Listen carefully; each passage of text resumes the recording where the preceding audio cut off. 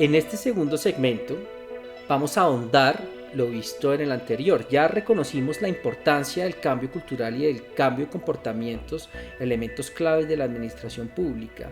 Ahora nos vamos a centrar, Paulius, en cómo implementar esto en estas instituciones que quieren hacer estos cambios culturales. Mencionábamos anteriormente que uno de los elementos claves es concentrarse en el día a día, en los momentos específicos, en acciones específicas del trabajo, más que en estos elementos más generales en términos de integridad y probidad. Pues eso sabemos que es importante, pero tenemos que comenzar a hacer cambios ya en lo específico, en el día a día de las instituciones y de las entidades. Cuéntanos un poco más sobre cómo lograr esos cambios. Sí, por supuesto. Entonces, creo que hay varios elementos importantes que hay que tener en cuenta ahí, pero diría que uno de los principales es reconocer la importancia de mirar el comportamiento de las personas y ligado a eso, mirar la parte psicológica, social y cultural. ¿A qué me refiero con esto? Cuando estamos, por ejemplo, considerando el ejemplo de pasarse el semáforo en rojo o no, hay que mirar por qué la gente hace el comportamiento, cuáles son las creencias que vienen detrás, las normas, los valores, etcétera. Y ya puedo contar un poco cómo dividimos esto en la teoría algunos de nosotros y etcétera. Pero diría que un primer punto muy importante es ese. Y no siempre pasa. Muchas veces queremos implementar iniciativas y nos parece que todo el mundo automáticamente va a cumplir con ellas y las va a aceptar. Y eso no siempre es así porque la gente tiene experiencias muy distintas entre sí y distintas a la nuestra. Entonces eso es muy importante. Ya cuando uno ha reconocido el problema, el hecho de que algo es comportamental y que hay comportamientos, ideas, actitudes, representaciones, lo que sea que uno quiere cambiar, es importante definir bien y pensar qué es cada cosa. Entonces hay cosas que son acciones que la gente hace o no hace, esos son los comportamientos, y hay ideas que la gente tiene o no tiene, y esas son más psicológicas, más de la mente, etc. Y ambas cosas están relacionadas, pero no es lo mismo cambiar unas y cambiar las otras.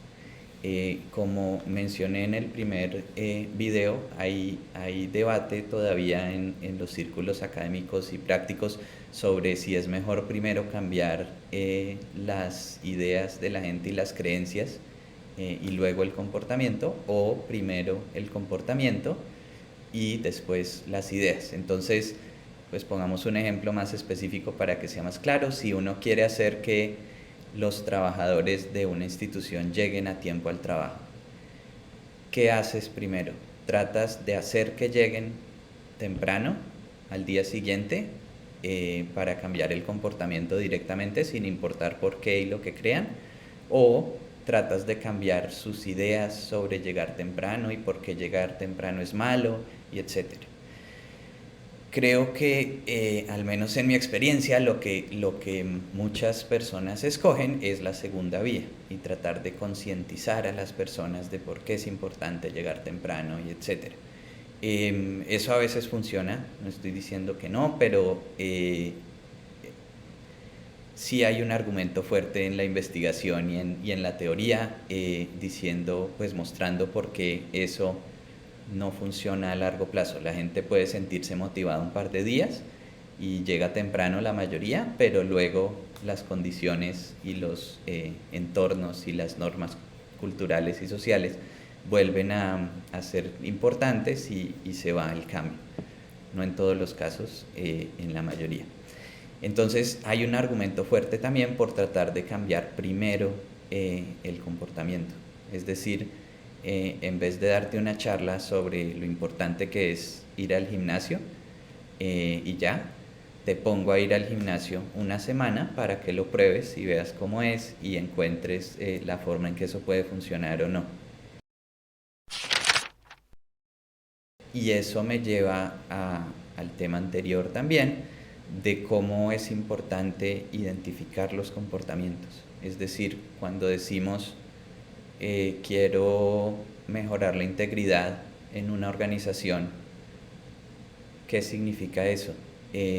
Desafortunadamente muchas estrategias se quedan ahí y entonces hacen nuevamente, perdón, pero charlas muy largas sobre qué es la integridad y cuáles son los valores que deberíamos tener todos y etcétera. Y luego para las personas es difícil saber cómo se traduce eso en la vida cotidiana. O sí lo saben, como han mostrado las investigaciones en ese tema, la mayoría de nosotros sabemos cuáles son los valores y qué está bien y qué está mal, pero usamos justificaciones para decir, no, yo sí soy honesto, pero es que necesito llevarme estas hojas y papeles de la entidad para las tareas de mi hijo porque no tengo tiempo de ir a comprarlas. Entonces nos permite mantener la imagen de que somos buenos todavía ante nosotros mismos y los demás, porque eso es lo que está bien visto, ser honesto está bien visto, pero igual hacemos esas cosas. Y eso funciona desde la corrupción chiquita hasta la corrupción grande. Sí. Paulus, sobre lo que nos comentas, que es absolutamente interesante, lo primero que hay que mencionar es, pues, comenzar a indagar cuáles son los comportamientos de las personas, por ejemplo, en una oficina específica. Creo que eso es un elemento clave, concentrarse en qué hacen, cómo lo hacen. Yo pensaba, bueno, ese es un reto grande también, o sea, que personas dentro de la entidad pueden hacer este tipo de revisiones. Seguramente, por ejemplo, en el caso de función pública, pues teníamos como esta serie de laboratorios o experimentos que nos permitían hacer este tipo de ejercicios.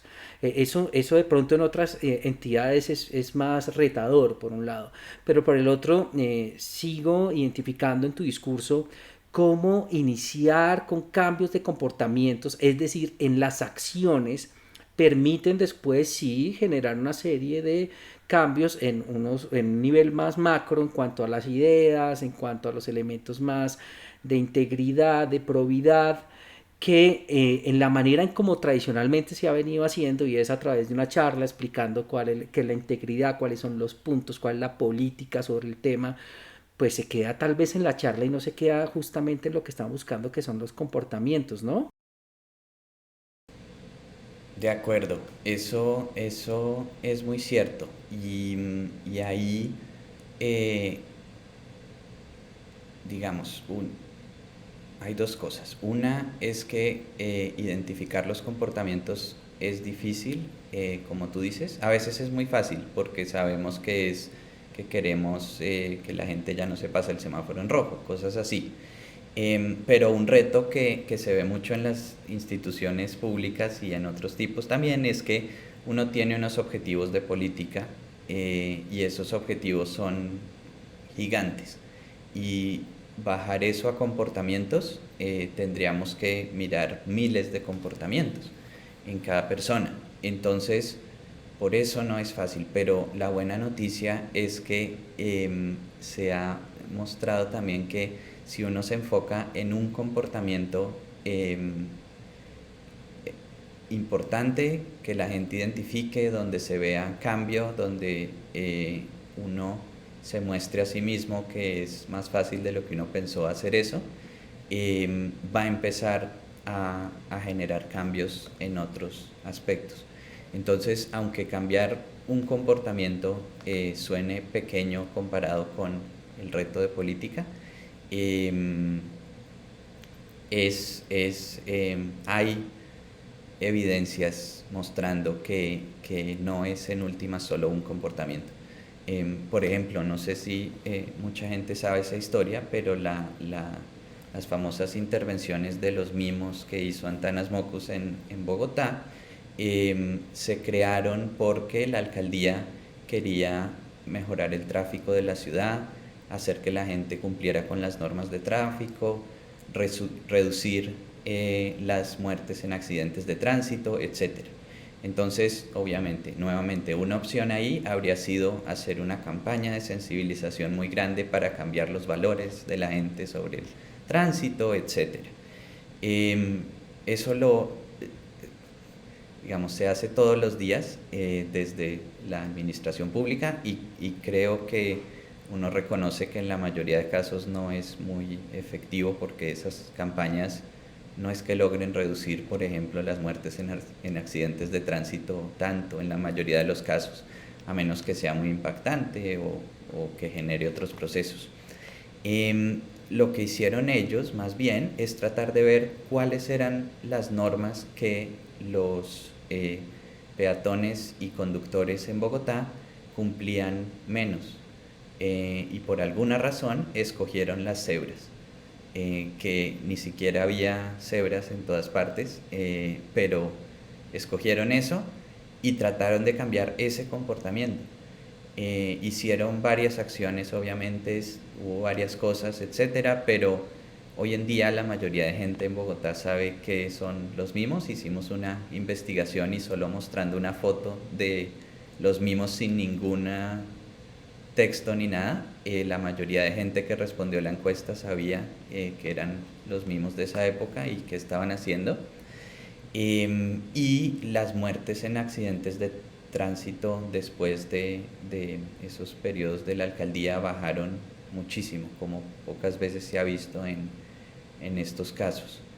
Entonces, hay un argumento por escoger un comportamiento visible importante y la gente cuando empieza a cumplir una norma de tránsito empieza a cumplir un poco más las demás también.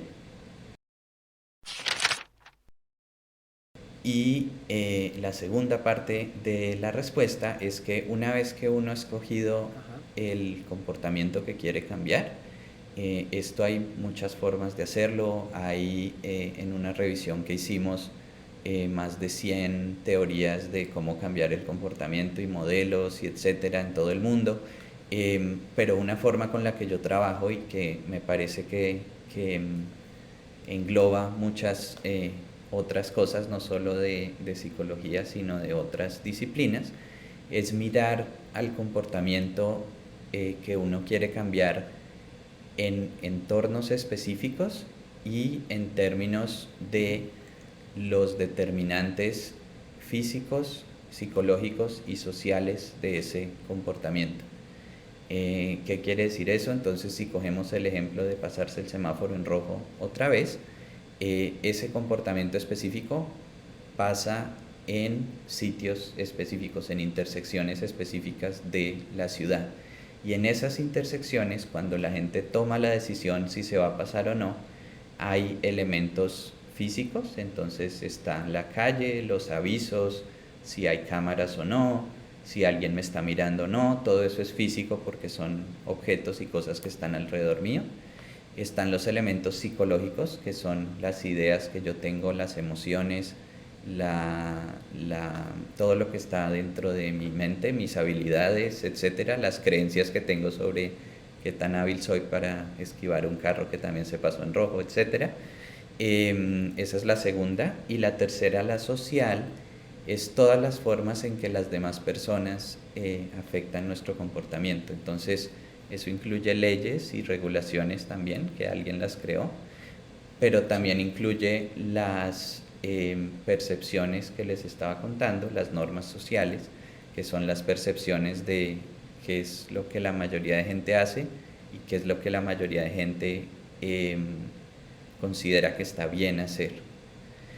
Entonces, esas tres capas, la física, psicológica y la social, son muy importantes y suena un poquito obvio a veces cuando yo hablo de estas tres capas que vienen de una teoría del London School of Economics que se llama teoría de las instalaciones. Cuando hablo de esto en escenarios de política y etcétera, pero luego se vuelve un poco menos obvio cuando uno piensa que la mayoría de iniciativas de cambio que se crean en política y en otros escenarios también solo cambian una de las capas y no las tres. Y eso también se ha mostrado en experimentos, que si uno cambia solo una de las capas, las otras dos van a seguir haciendo lo que estaban haciendo antes y hay menos probabilidad de que el nuevo comportamiento se instaure porque solo cambiaste una capa. Entonces, con lo que estábamos hablando antes, para terminar la respuesta larga, es que si uno tiene un comportamiento y solo le cambia a la gente las percepciones, las ideas, los valores, así lo logres hacer, que ya es difícil, solo cambiaste una de las capas. Luego la social y la física, cuando vuelven a la oficina, se llevan el resto. Se mantienen y pues no permiten ese cambio, esa transformación. Exactamente. Entonces, para hacer estos cambios es muy importante mirar las tres cosas siempre y incluir elementos de las tres capas. Y eso, digamos, hay distintos experimentos que lo muestran. Como, por ejemplo, en un experimento que se hizo en Polonia, para hacer que los niños tomaran más agua en vez de jugos con azúcar y etcétera.